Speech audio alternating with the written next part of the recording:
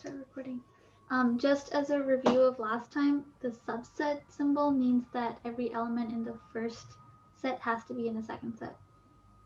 So that's why we're starting with an arbitrary element in phi.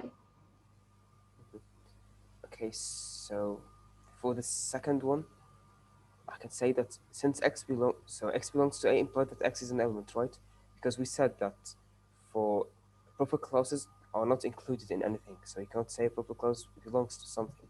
So if I say that x belongs to A, this would imply that x is an element, right?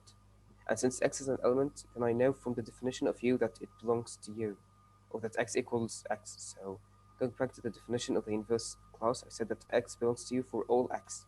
So if you have any element, you are sure that it's in the universal clause, right?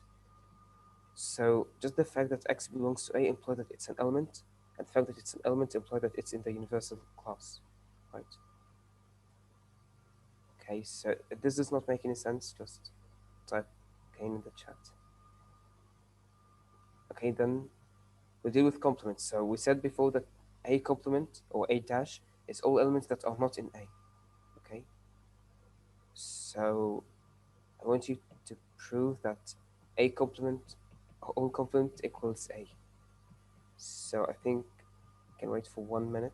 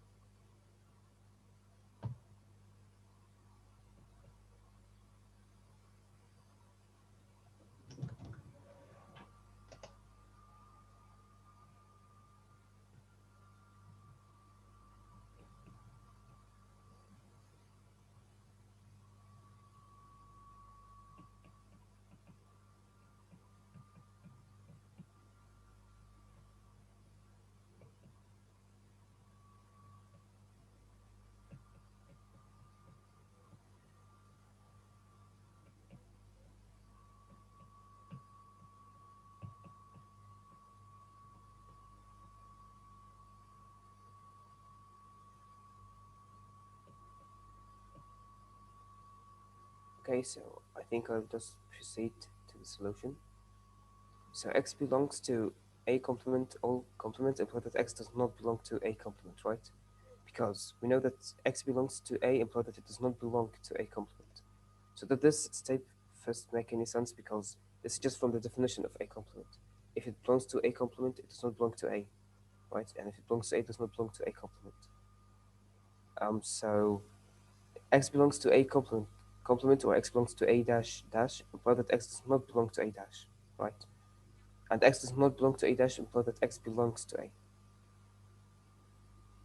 So based on this idea, you can conclude that A dash dash equals x belongs to A because you can also work backwards. So x belongs to A implies that x does not belong to A dash, and x does not belong to A dash implies that x belongs to x to A dash dash, etc.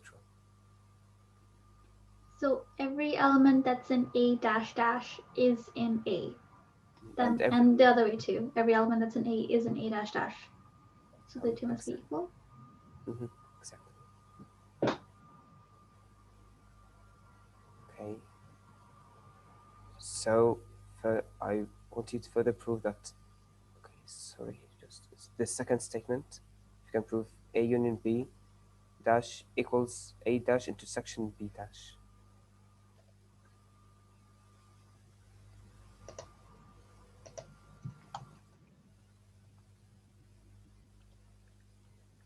So I think I'll also give you some time to think of it to the second statement.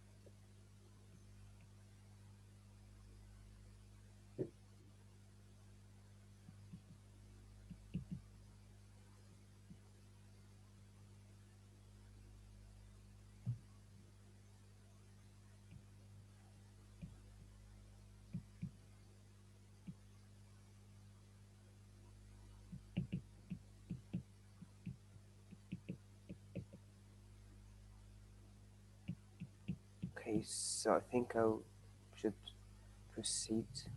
So the second statement, so X belongs to A union B complement, imply that X does not belong to A union B. Again, this is just from the definition, right?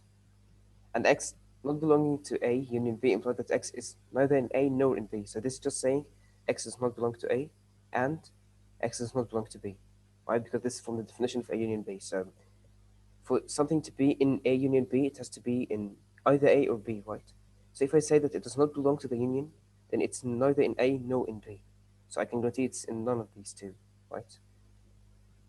Proceeding further, I can say that since it does not belong to A, then it must belong to A dash. And since it does not belong to B, it must belong to B dash, right? So I know that X belongs to A dash and X belongs to B dash. So it's a common element of A dash and B dash together, which is the definition of the intersection, right? So this would prove that X belongs to A dash intersection B dash. So I hope this part makes sense. And also then you can walk work backwards. So X belonging to A dash intersection B dash implies that X belongs to A dash and that X belongs to also B dash, which implies that X does not belong to A and that X does not belong to B, which would imply that X does not belong to A union B. Okay? And if X does not belong to A union B, then X belongs to A union B dash. So so it's just plugging the definitions of each part and then proceeding further. So I hope that this part makes sense. And from these two statements, one and two, I can conclude that these two are just equal. Okay? So I hope that this part makes sense. And then, okay, so the third one, I want you to attempt to prove the third statement here that A difference B is the same as B dash difference A dash.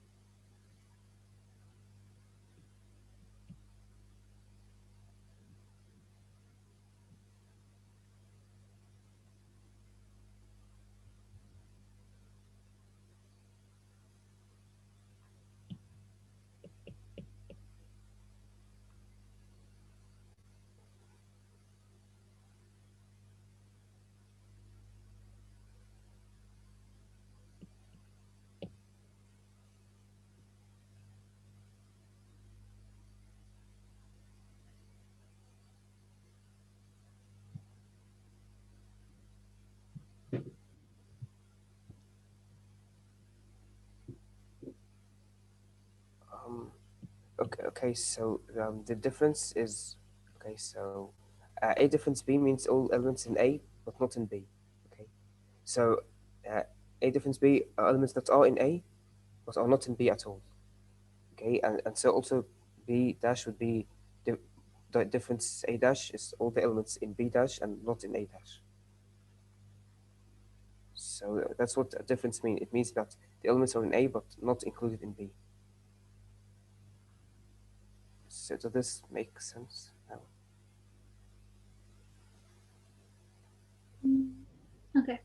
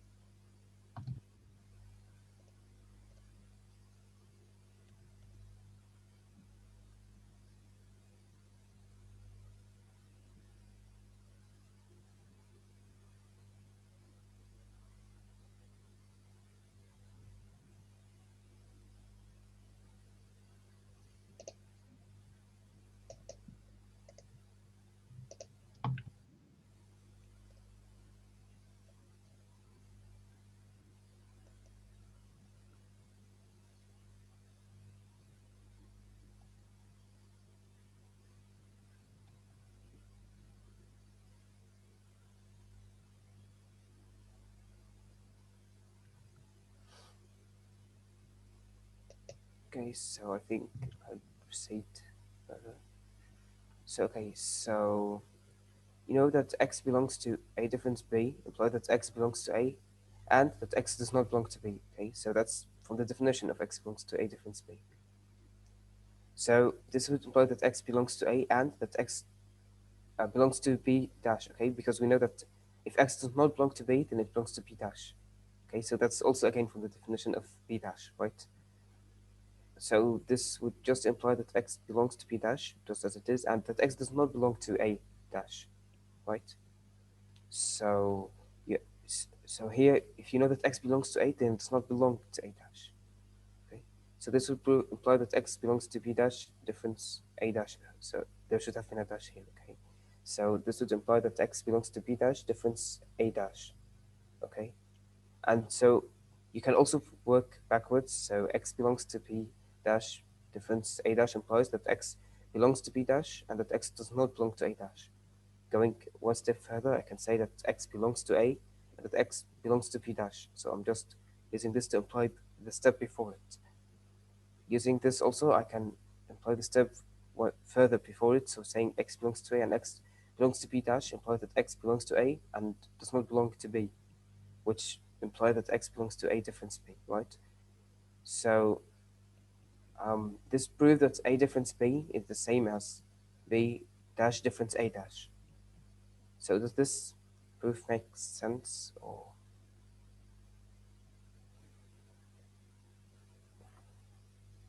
Um, if you want like a bit of a in like a intuitive or visual, Aamen, can you try escaping and then representing the slide? again, Yeah, if you just escape for Google Slides and then open up the slide again. Does that make sense? okay, Yeah. Then can you hit present again? Yeah. So intuitively, you can just imagine this visually with the Venn diagrams. If the green part is A difference B, the yellow part is everything that is not in A. So it includes the things that are in B.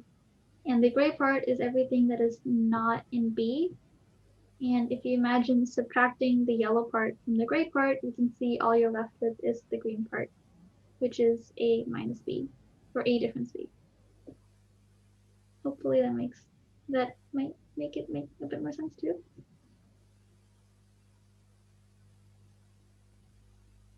Do you have any questions so far? I know this is like a lot to throw at you in the first week, but okay, cool. okay. So that's it. So if you have any questions or suggestions or anything that you wanted to be added, like visuals,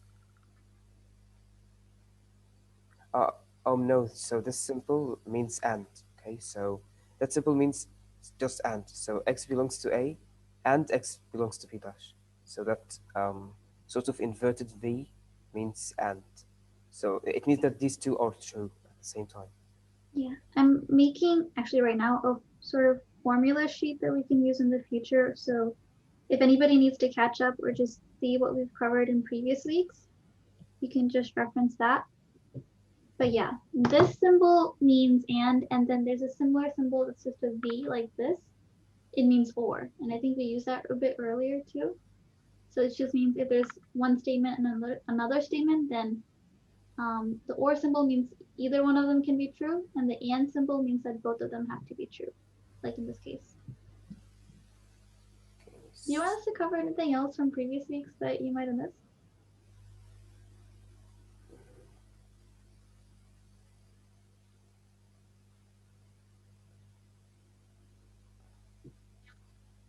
I don't know what you did last week. Ah, okay. Did that stuff in the quick recap section make sense, like the axiomatic set theory bit? Yeah, that makes sense. Okay, that's good because that's like really, really fundamental, and everything you do is kind of building off of that. And you'll be like posting the slides on Google Classroom or somewhere else. Mm-hmm. And we have recordings from the previous weeks as well that are already public, I think. I feel really bad. I started this recording late. Oh, I had to miss a riddle too. But yes, they're all going to be public, and we can give you access to that too. Okay, good.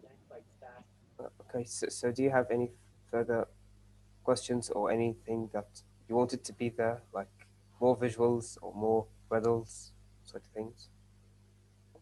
I think I'm fine. Cool. So that's it for today. We ended a bit early today. Okay, then bye. Bye bye. Thanks for coming.